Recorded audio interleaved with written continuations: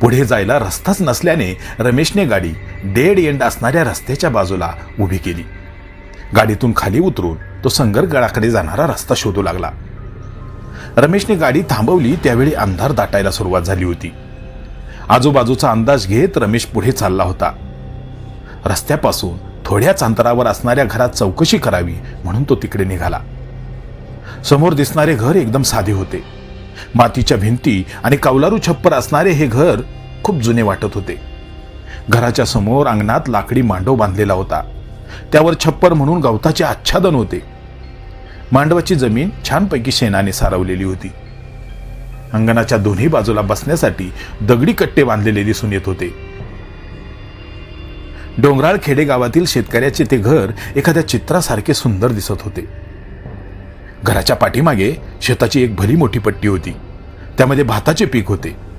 शेताच्या पट्टीच्या मागे घनदाट जंगल दिसत होते आणि ते जंगल जिथे संपत होते तिथे उभा होता एक पुरातन किल्ला संगरगड. दाटून आलेल्या अंधारात संगरगड रहस्यमय भासत होता. आपल्या चहू अंगाला जंगल सांभाळून असणाऱ्या संगरगडावर सुद्धा झाडाझुडपांची गर्दी झाल्याचे दिसत होते. संगरगडाकडे आकर्षित झाल्यागत रमेश बघत होता.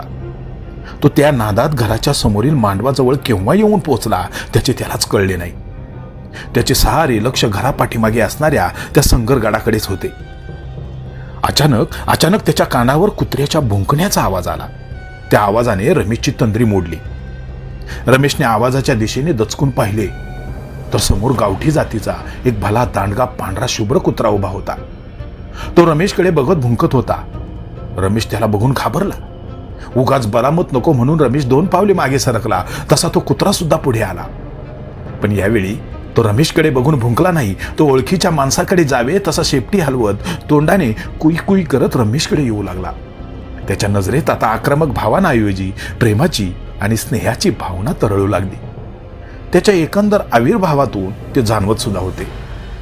तो कुत्रा खरे तर लाडाने पुढे सरकत होता पण रमेश मात्र भयंकर घाबरला होता. हा कुत्रा आपल्यावर हल्ला करून आपल्याला जखमी करील या भीतीने रमेश मागे सरकत होता. हाड हाड असं बोलत तो कुत्र्याला हुसकावण्याचा प्रयत्न करत होता. बाहेरचा आवाज ऐकून घरातून एक वयस्कर बाबा बाहेर आले. त्यांनी रमेशकडे जाणाऱ्या कुत्र्याला आवाज दिला, वाघ्या मागे फिर. मालकाचा आवाज ऐकून वाघ्या क्षणभर जागेवर थांबला पण मागे फिरण्याऐवजी तो शेपटी हलवत रमेशकडेच निघाला. बाबा याला आवरा हो नाहीतर हा चावेल मला. बाबा रमेश याला आवरा हो नाही. पाहू न अजिबात घाबरू नका. त्याला चांगला कोण वाईट कोण बराबर कळतंय.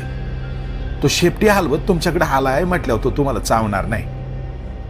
बाबा वाघ्या कुत्र्याबद्दल सांगत होते तोपर्यंत वाघ्या रमेश जवळ पोहोचला सुद्धा.